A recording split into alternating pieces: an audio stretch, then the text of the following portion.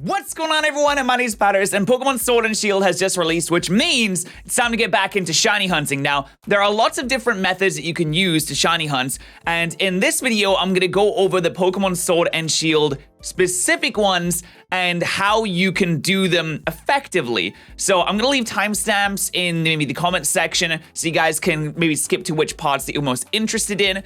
But this is going to be a guide on how to shiny hunt in Pokemon Sword and Shield. So, getting right into it, the first method is a new method. The first method includes chaining Pokemon and battling them over and over again to increase your shiny odds. So essentially how this works is we have this table here from Patterrz, and it does look a little bit intimidating when you first look at it, so I'm going to explain it very quickly. So essentially down the left side, we have the number of times that you have battled a certain Pokemon. For example, if you battled a Wooloo once, you're going to be on the top line, going left to right. If you battled a Wooloo 500 times, you're going to be on the bottom line, left to right. That's your entire time playing through the game. How many times in your entire save have you battled this Pokemon? So once you have battled a Pokemon 500 times, for example, you will be down on this bottom line. Now, the top line, as you can see, is the actual chain, the current chain that you are on. So if you have battled a Wooloo 500 times, but you're on a chain of 0 to 3,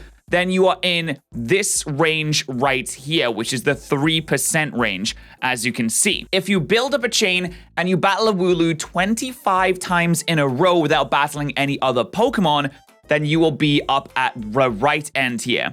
You'll be at the 33%. As you can see, the 25% is at the top, the 500 is at the left, and they meet at the 33% down at the bottom right there, which means that you get 6 extra chances to get a shiny Wooloo. I misspoke a bit here. The chances are not guaranteed. You have a 33% chance to get 6 extra rerolls. So it's not guaranteed you have 6 extra chances for a Wooloo, but you have a 33% chance of getting 6 extra rerolls there. What you need to do for this method to work is you have to battle the same Pokemon up to 500 times. After 500 times, it does not go up anymore. And you need to chain the same Pokemon 25 times in a row.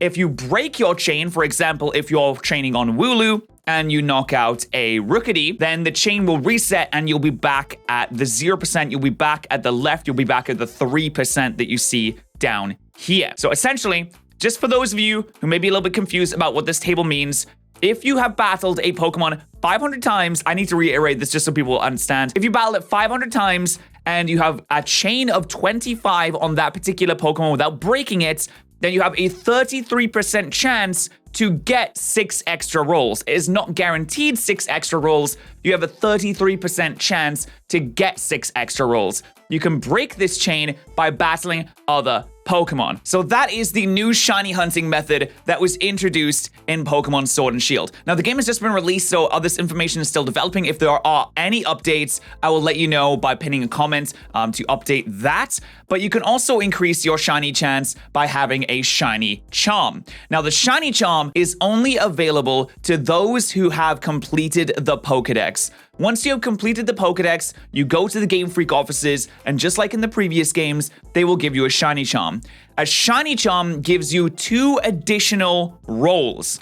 Now, if you don't know what a roll is, essentially every time you encounter a Pokemon, the game rolls to see if it's a shiny. It's a 1 in 4,096 chance. Now, every time you roll that 1 in 4,096 chance. So if the shiny charm adds 2 additional rerolls, then you have a 3 in 4,096 chance because it rolls that encounter 3 times. And for example, if you have a 500 number of battled on Wooloo and a 25 chain, then you have a 33% chance to get 6 extra rerolls. So that could cap out potentially at 9 rerolls if you get that 33% chance. So 9 in 4,096, which is really good odds, to be honest. So that is how this new shiny hunting method works in Sword and Shield, but it is not the only shiny hunting method. The next shiny hunting method is something that has been around in Pokemon for a long time, but is still in Pokemon Sword and Shield. And if you don't know what it is, I'll quickly explain it to you. This is called the Masuda Method, and this involves breeding. So essentially how the Masuda Method works is you need to get a Pokemon from your game or any game really, but mainly you want a Pokemon from your game or your language or your region, and you need to get a Pokemon from a different language or a different region that can breed with your Pokemon. So an example that I could use is if you would like to get a shiny Scorbunny, you use the Scorbunny starter that you got in your game because, you know, you can't soft reset on that thing to get a shiny Scorbunny normally. And you get a Japanese Ditto, for example. A Ditto is a very good Pokemon to use for the Masuda method because it can breed with pretty much every single Pokemon. So if you have a Japanese Ditto and your English Scorbunny, I'm assuming that you're English, and you breed them together, you have a much higher chance of getting a shiny Pokemon. I believe it adds 6 or 7, I think it's 5 or 6 rerolls. I think 6 rerolls on top of the normal roll that you would normally get. And it's very easy to do. The most difficult part about this is getting a Pokemon from a different region that you can actually use to do the Masuda methoding with. So it helps if you have maybe friends in regions that have different languages for their Pokemon games.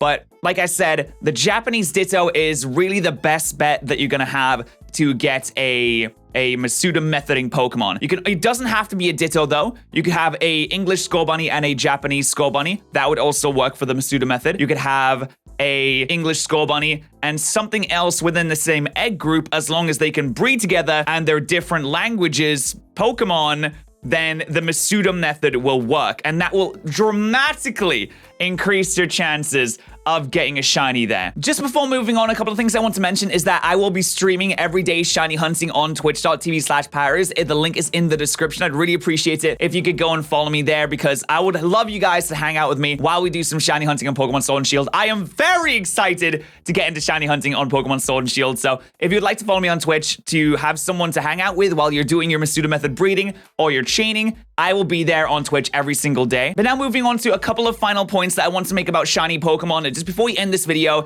is that of course, the starter Pokemon are shiny locked, which means you cannot find them shiny in the initial encounter that you have with them. Of course, you can breed from, like I mentioned. The other shiny lock Pokemon include the legendaries. You cannot find the legendaries shiny, unfortunately. And all gift Pokemon are also shiny locked with the exception of fossils. So essentially, any other gift Pokemon that you might get in this game, you cannot find shiny. The toxic, the electric poison type that you get from the daycare, that cannot be soft reset on to get shiny. The only ones that can be is the fossils. And also another point here is that the Pokemon that are shiny do not appear shiny in the overworld. You have to actually encounter them in order to see whether or not they are shiny. And the final method here, of course, being if you would like to hunt full odds, it does become a little bit trickier because with the battling 500 Pokemon increasing your shiny odds, that does make things a little bit harder, though I do believe if you run away from the Pokemon, you will not start to build a chain, but if you have battled them 500 times, you will have that 3% chance to get this 6 extra rerolls like we mentioned on the table before. Do keep in mind, if you do want to do full odds shiny hunting, that I know a lot of you guys do want to do, that you will have that extra 3% chance. It's only a very small 3% chance for 6 extra rerolls, but that is something that you do need to keep in mind. It is a little bit trickier to do full odds hunting in this game. But that is about it. Now you're educated a little bit more on how to get shiny Pokemon in Pokemon Sword and Shield. Like I said, if you do want someone to hang out with while you're doing your shiny hunting, I'll be live on twitch.tv/Patterrz. Also make sure to subscribe to the YouTube channel because we're going to be uploading YouTube videos. We're going to be uploading the Nuzlocke. It's going to be insane. We're going to be uploading other guides and things to help you out as well. So subscribe to don't miss out on anything. If this helped you in any way, please do leave a like on the video so others can see it, so others can be helped out. I would really appreciate it. That'd be fantastic. I hope you have an absolutely fantastic day. Thank you so much for watching, and I'll see you guys next time.